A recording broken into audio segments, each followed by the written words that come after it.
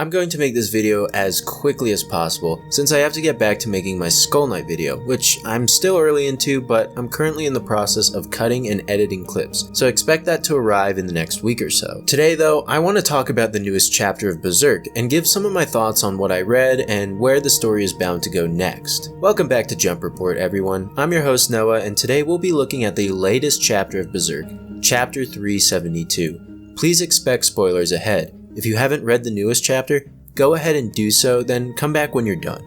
Following up from chapter 371, chapter 372 starts off with the kidnapping of Casca. However, rather than it being from Guts' POV, it is from Casca's instead. Before she passes out, Casca sees a defeated Guts begin to walk away as she is taken away by Zod and Griffith. In the next scene, we cut to her awakening in Falconia, presumably inside Griffith's castle. As Casca awakens, she questions if what just happened was simply a dream before being met with a group of servants. The servants dress up Casca in a vibrant red dress and lead her through the castle. As she is led through, Casca witnesses the World Spiral Tree, the new Band of the Hawk army, and plays with who I believe are children of the proposed orphanage Charlotte wanted. As the chapter progresses, everything seems normal for the most part, with minor cracks in the facade subtly appearing, but it isn't until Casca takes a bath and recalls a vision of her traveling companions. This ends up leading to her coming back to her senses and attempting to escape the castle, and while she puts up a good fight, unfortunately, she falls asleep again. In the final moments of this chapter, we see Griffith and his captains discuss their next plan of action, with them making it clear that they intend on moving east, for reasons not yet revealed. However, I intend on discussing this in my next section.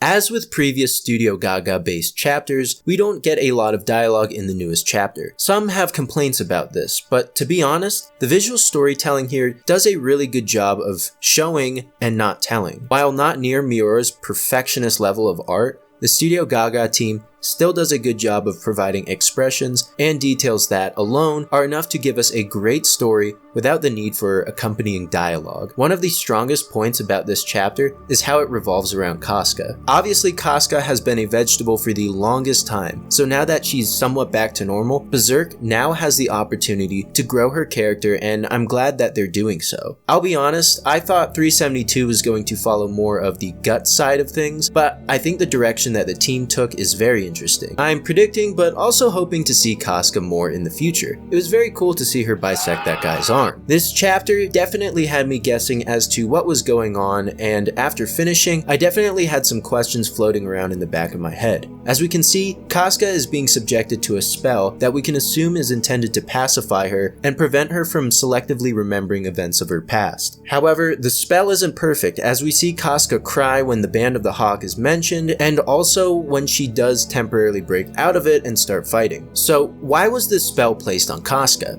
If I had to guess, I think Griffith is priming Casca to be his actual wife or to serve under him as a member of his army. The main reason is her outfit and the name of the chapter, referencing the Red Raven, a name that parallels Griffith, who is the White Falcon. So I think this motif of a bird and color is intended to foreshadow Griffith's intentions to have Casca be in a position that's close to him. As we saw with Rickert, Griffith is more than happy to bring aboard former members of the Band of the Hawk to his new Band of the Hawk. Well, besides Guts. The other two big questions posed to me happen right at the end of this chapter. Why is Zod's back turned from Griffith? Zod is arguably Griffith's most loyal follower, so why is he not amongst the other captains? While I'm not entirely sure, but I think after Casca's kidnapping and possibly seeing how it affected Guts, maybe he's starting to question his master's motives. Or maybe he's being edgy by standing with his back turned while brooding, who knows. The last question that's on my mind is the East.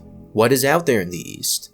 I believe the answer to that is Rickert and the Bakiraka village. That village is one of the only places where Griffith's influence fails to reach, and it seems like he's on a quest to get rid of any places like that. Destroying that village will also allow him to silence Rickert, who acts as a detractor to his cause. So that's pretty much my quick thoughts on chapter 372. Overall, this is one of the better chapters Studio Gaga has made, and although Griffith seems to be winning right now, a lot of interesting story bits are being given to us to suggest that things might change. We also got to see Casca lead this chapter, which I hope to see more of in the future, since it is such a breath of fresh air. I'm looking forward to seeing what's in store for us next. If you liked the video, go ahead and give it a like. subscribe to see my Skull Knight video when it finally comes out, and comment down below your theories regarding this chapter. Thank you for watching, and I will see you on the next episode of Jump Report.